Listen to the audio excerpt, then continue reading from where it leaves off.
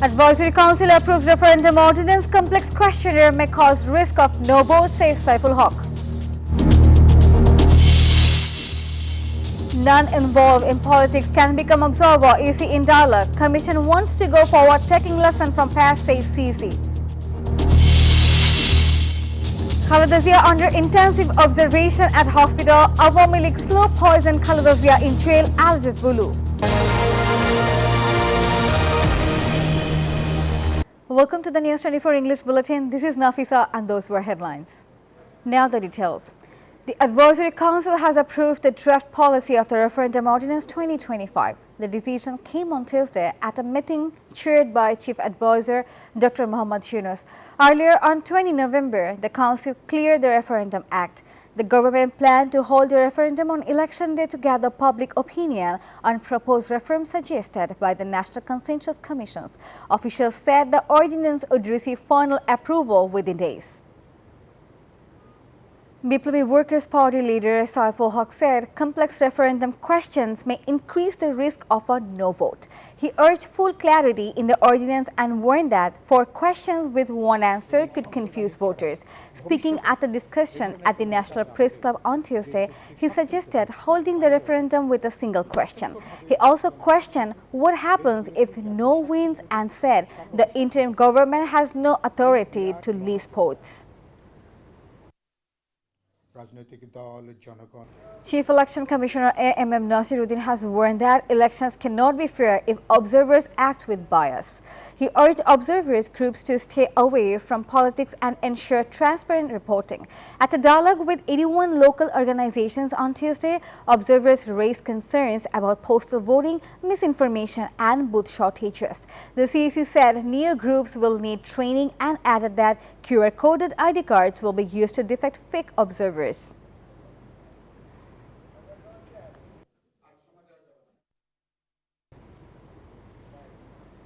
BNP Secretary General Mirza Fakhrul Islam Alamgir said the 2026 national election will be held smoothly in early February.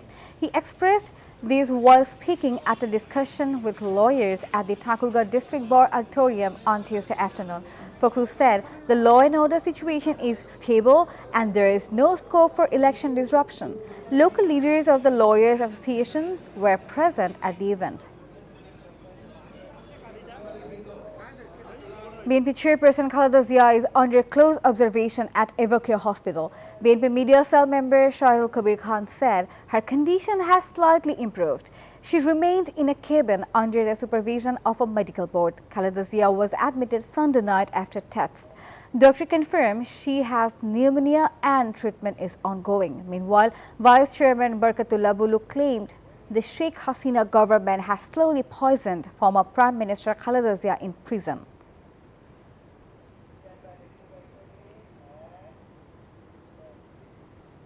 Burimari land port is awaiting the first trial run of Bhutanese cargo transport through Bangladesh. A 15-ton shipment is scheduled to be released from Chattogram port this afternoon. It will reach Bhutan using Indian territory after crossing Burimari.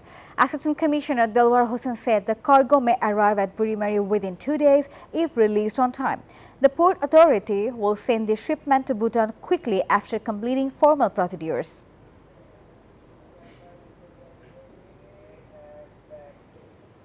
The High Court will deliver its verdict on 4 December regarding the contract with a foreign company to operate Chattogram Port's new mooring container terminal. Mixed reactions emerged among petitioners after the hearing. The state's top law officer rejected all allegations, saying the petition hides ill intent. The issue has sparked nationwide protests as critics claim the interim government cannot take such long-term decisions. The court earlier halted activities linked to the agreement.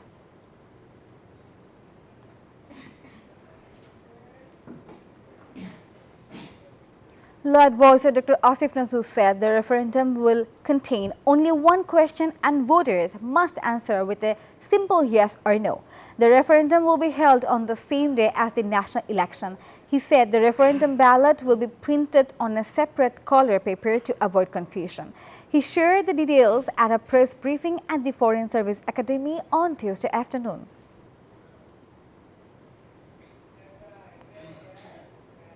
Witness hearings will begin on December 8 in the Kushtia 6 killing case. 4 people, including Mahbubul Alam Hanif, are accused. The International Crimes Tribunal 2 prosecutor Mizanul Islam presented the opening statement. The tribunal detailed the accused involvement in the killings. A total of 38 witnesses will testify. The formal charges were framed on November 2 this year, starting the judicial process.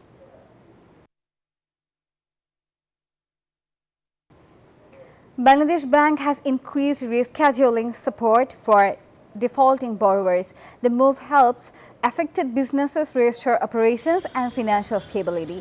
The bank issued instructions Monday through its banking regulation and policy department. Loans indifferent until November 30 can now be rescheduled for up to 10 years with a maximum 2-year grace period. Even performing term loans can be extended by 2 years for restructuring.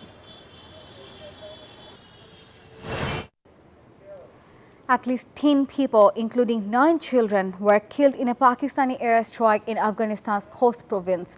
The strike targeted civilians in Garbuz district late Monday night.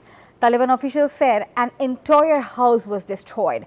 Pakistani forces also conducted attacks in Kunar and Paktika provinces, injuring 4 more. The strike comes one day after an attack in Pakistan's Peshawar, escalating tensions along the border.